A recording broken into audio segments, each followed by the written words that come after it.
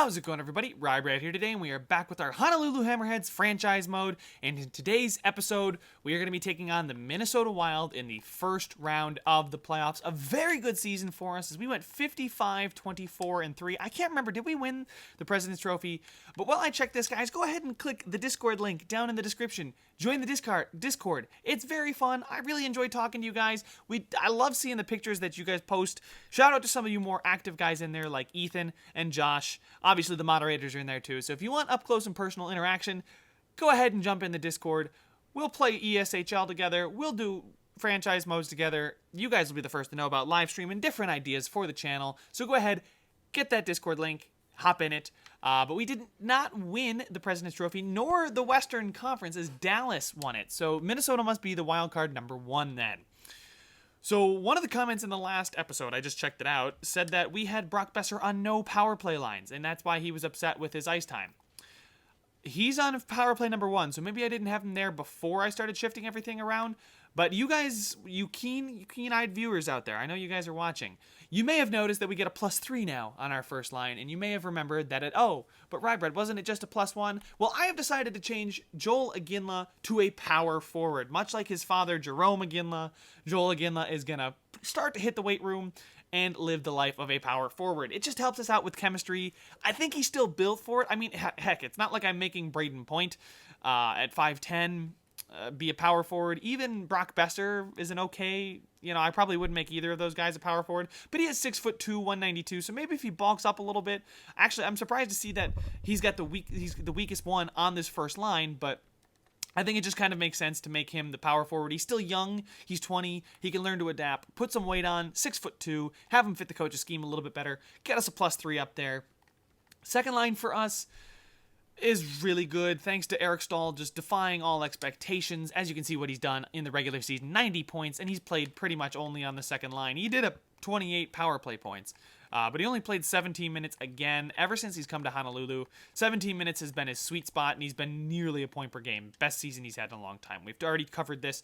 We know what our lines look like. Let's go ahead and check out what the Minnesota Wild lines look like. I know I sometimes forget to do this, and I know you guys love to see that.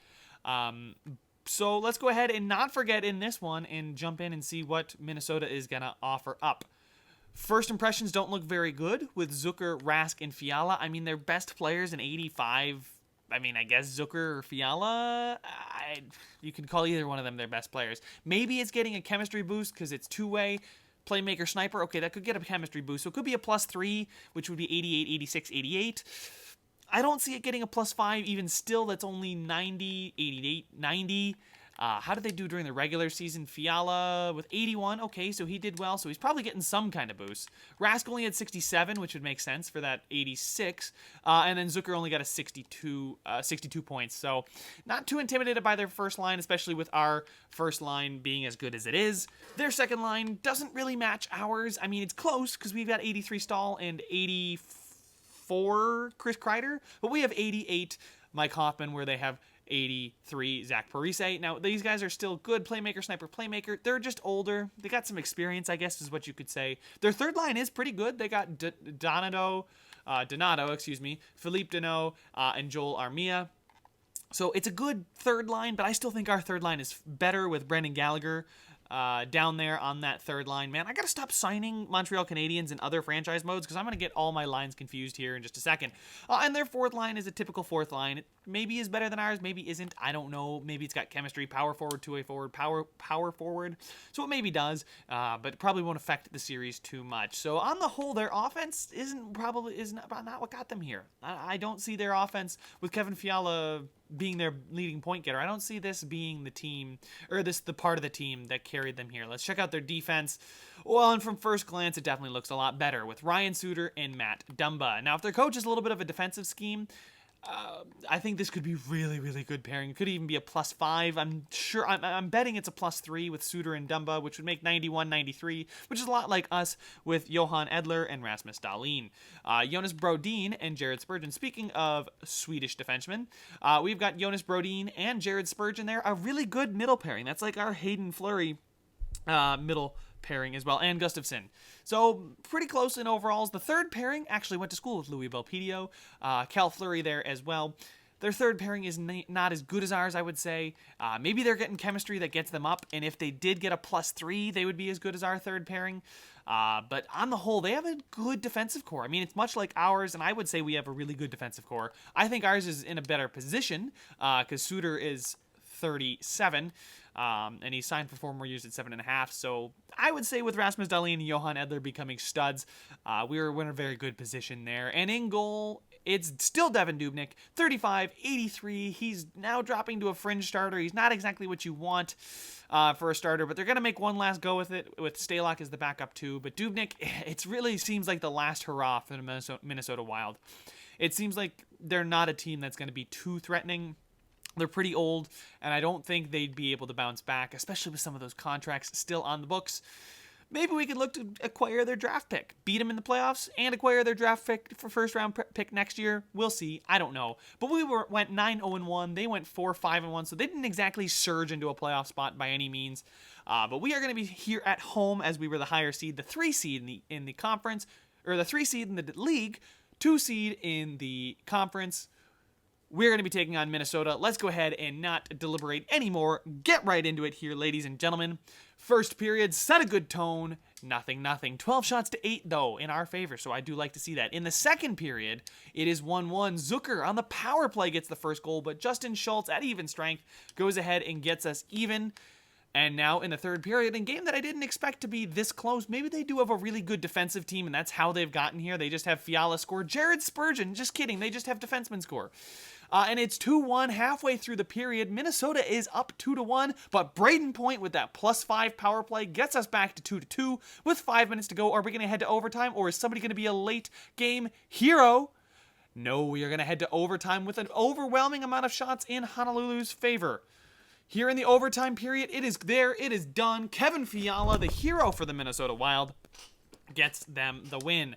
The 3 stars were Dubnyk, Fiala, and Schultz. So like I said, they are playing pretty well. I mean, they're probably just, it's a last push for them. So they're all going to go out and lay it all on the line. But the longer this series lasts, the more I think it favors us. So if we can get back on our winning ways here, I don't like losing 3-2 in overtime in game number 1 of the series. I would rather win these games at home, especially. You don't want to lose at home. Let's hope we don't just completely blow our home ice advantage here and take it a good start in game number 2.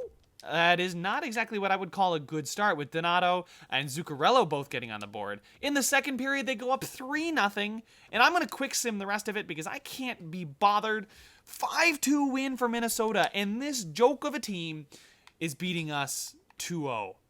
I don't think they're going to beat us 4 times. I really don't. We're heading to Minnesota. Maybe Eric Stahl can find the magic again, going back to Minnesota. We only scored 4 goals in 2 games and let up 8. When you're getting doubled up, that's never good. First period, boys, please get onto a good start. And that's a good start. Justin Schultz continues his hot playoff run, and Chris Kreider on the second line there, so the top line's not doing much. I'll tell you what, though, it's probably Suter. Suter's a very good defensive defenseman, still for his age, and Dumba is a great two-way defenseman at 90 overall. It's a really good pairing, probably causing our first line a lot of problems, but this is where our second line can really pick up some of the slack. Second period sees us get even hotter. Aginla finds the back of the net, finally. Kapanen scores on that third line. Parise gets Minnesota off the schneid, but Brock Besser sits him back down, and it's 5-1. We're going to quick sim this one, and it's going to end 5-1. So that is a really good bounce-back game. 5 goals for us, and a 28 save performance from John Gibson is exactly what you want to see. 5 hits there for Joel Aginla. Love to see him throw the body around.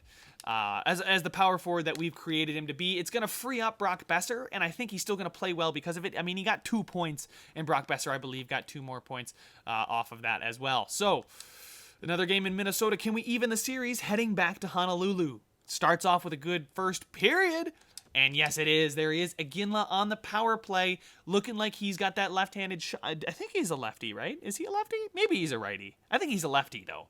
Anyway, he's a lefty, I'm pretty sure. He's taking it from the opposite of the OV office, wires that one home on the power play, umbrella strategy, 1-0.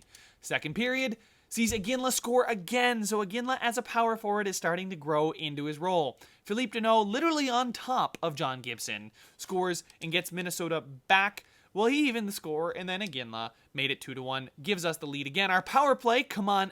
We couldn't get that insurance marker. First 5 minutes sees us score again. Joel Iginla on the power play, 3-1 for your Honolulu Hammerheads here. Iginla has been a beast. That is a hat trick, I'm pretty sure. Chandler Stevenson on the fourth line gets us 4, and that should be all she wrote. 2 minutes to go, 1 minute to go. No crazy comeback or choking on our part. 4-1. We go ahead and see ourselves go back to Honolulu even as Iginla gets himself a hat trick and a hat trick of assists for Braden Point. Good to see it, love to see it, and a great performance from John Gibson. Can't argue with that. So after 2 lackluster first games, we then outscore them 9-2 in Minnesota. Hopefully we can bring that momentum back here to Honolulu. And Brock Besser really is starting to grow into the kind of guy that I traded him and wanted him to be. Maybe with Iginla not taking all the shots anymore, playing a little bit more physical, it's opening up the ice a bit more. I mean, I say that, and Iginla just scored a hat trick. But Brock Besser with 6 points, he got himself, I think, 2 more assists in that game. So you really, really like to see it. Hopefully our first line found its footing.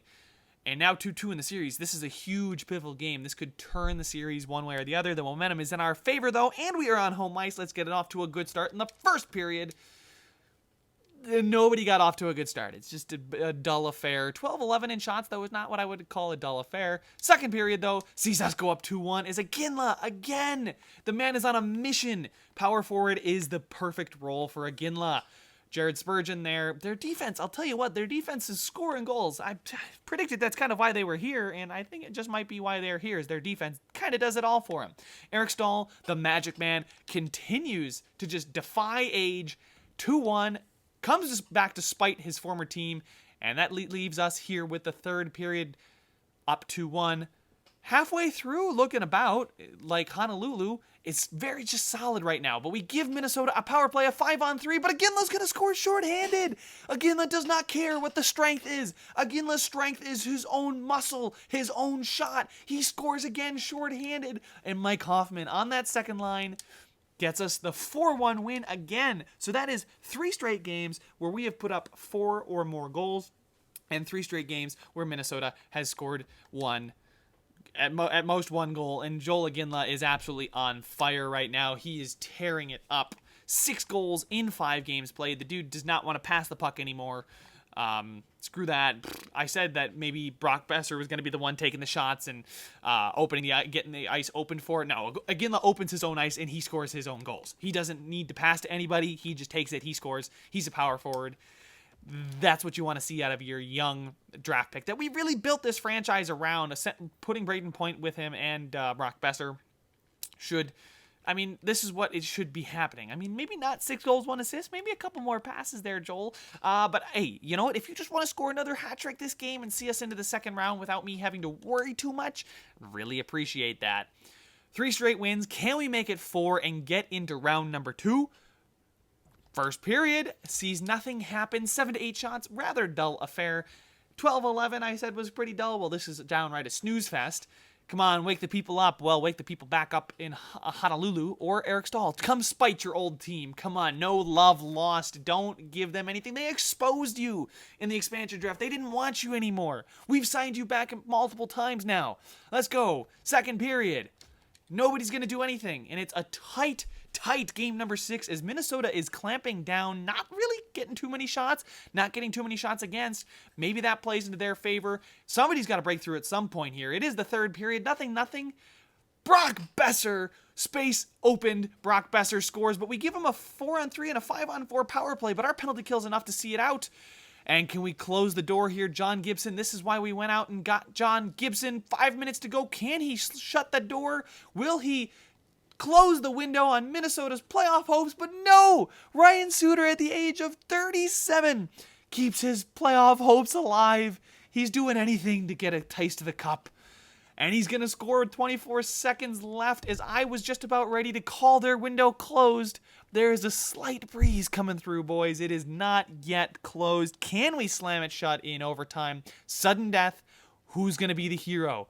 Have it be for Honolulu, please. We're on the power play, and our great power play cannot get it done, but you know who can? The Super Swede, Johan Edler, on the power play. sees Honolulu in a relatively, man, this was a series that I didn't feel too comfortable with. I know we just won 5-1, 4-1, 4-1. I never felt too comfortable with the series after we lost the first 2 games. But a 2-1 win there. John Gibson played absolutely phenomenal. Can't fault Dubnyk, although you can for the previous 3 games. They put it all out on the line, but again, like I said, the longer this series goes, the more it favors us, and well, that came to be true, as in 6 games, we dispatch of the Minnesota Wild. After losing the first 2, 4 straight wins, I'll take that. Yeah, the first 2 games, overtime loss, 5-2 loss. That one kind of got away from us. But then we came back 5-1, 4-1, 4-1, 2-1. Man, you got to really credit the defense. They tightened up. They let up 5 goals, and Gibson must have pulled them in and said, boys, you're making me look bad. Let's just shut it down. And they did. And we just officially turned out the lights on the careers of Zach Parise and Ryan Suter, and maybe Devin Dubnyk, for their chances at realistically getting a Stanley Cup. A little bit sad if you're a Minnesota Wild fan, not sad if you're a Honolulu Hammerheads fan, as our window is still wide open. Now, who will we be taking on in round number 2? It may be the Sharks, it may be the Flames. So what was that? 4, 5? 5? Yeah, 5 Central Division teams made the playoffs, and only the 3 Pacific. So we didn't exactly have the toughest division, it seems.